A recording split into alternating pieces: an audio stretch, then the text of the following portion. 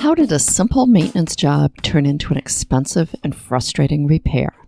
I'm Carolyn Sherlock, and in this episode of the Boat Galley Podcast, I tell you how two experienced cruisers ended up feeling stupid and share how you can avoid the same kind of mistake. This episode of the Boat Galley Podcast is sponsored by Marmara Imports.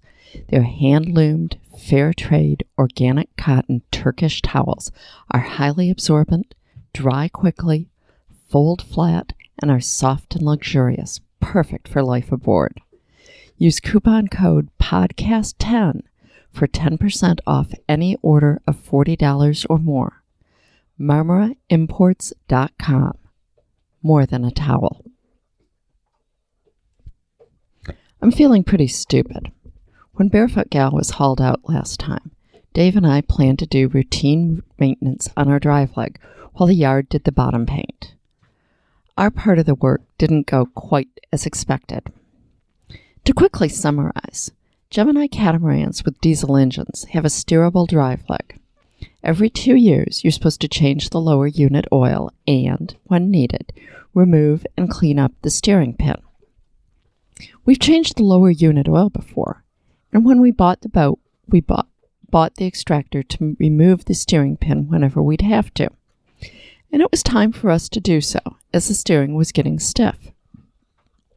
We read the instructions about how to pull the steering pin and even watched a YouTube video. We knew that since our steering was stiff, it was likely to be stubborn about coming out. Well, stubborn wasn't quite the word. Try impossible. But Dave and I were convinced we'd get it out. Without going into too many details, we soaked the pin in penetrating oil and then functionally got a bigger hammer. We kept saying it should budge with the force we were using, that it seemed like there was some sort of a set screw or retaining pin.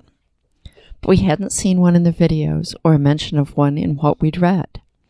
And while there was a crosswise pin partway down the casting that the steering pin was in, it certainly didn't look like it went through the steering pin. We literally did everything we could think of for 2 days to get that pin out. We broke the bolts in the extractor, and getting them out, buggered up the threads in the device, so we had to have a machine shop retrue them. 3 cans of what several mechanics said was the best penetrating oil, Deep Creek. We built our own 10-pound slide hammer to replace the extractor and be able to use more force. We spent hours squirting penetrating oil around a pin and then twisting the casting around it to get the oil going everywhere. When we started, it took a 4-pound sledgehammer to move the casting. Little by little, all the gunk around the pin was flushed out until it spun with just the touch of a finger. Yet the pin still wouldn't budge.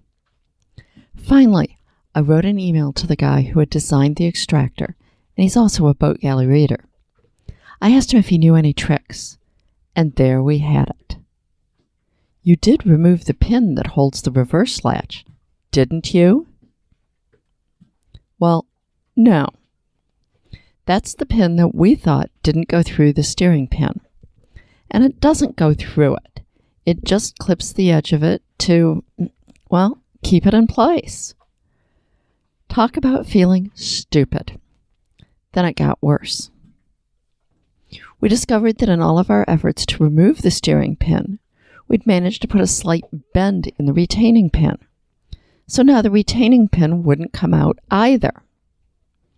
Back to the machine shop. They were able to press it out and even made us a new one.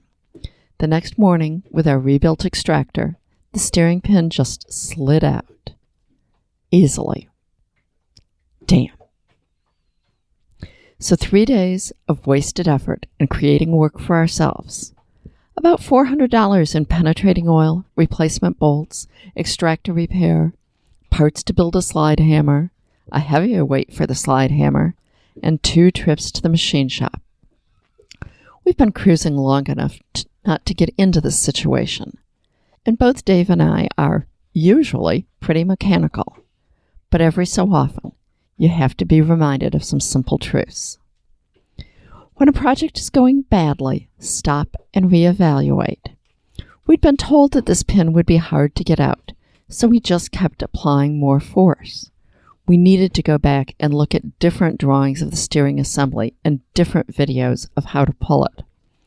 After the fact, we found pictures of how the second pin held the first. Slowing down a tad to think about the problem might ultimately have been faster. Ask people who have gone before you. Don't assume you have everything figured out. This was our saving grace, both in information from Walt and the help of the machine shop. And finally, feeling stupid at times is part of the cruising life. We learn by making mistakes. Don't beat yourself up over it. Move on. Sure, I'm not happy about money, time, and physical effort we spent unnecessarily, but it doesn't do any good for me to dwell on it. Take the lessons and move on. When I told a cruising friend about what had happened and the solution, his reply was perfect. Boats are so full of stuff like that. Beat your brains out, break shit, and then realize there is one easy missing link to the solution. Maybe that's just a metaphor for life? Yeah, we were schooled. When things are seeming impossible, see if there is one easy missing link to the solution. Thanks again to our sponsor, MarmaraImports.com. More than a towel, use with imagination. And thank you for listening to the Boat Galley Podcast. If you liked this episode, be sure to subscribe and tell your friends about it. And we always appreciate your reviews.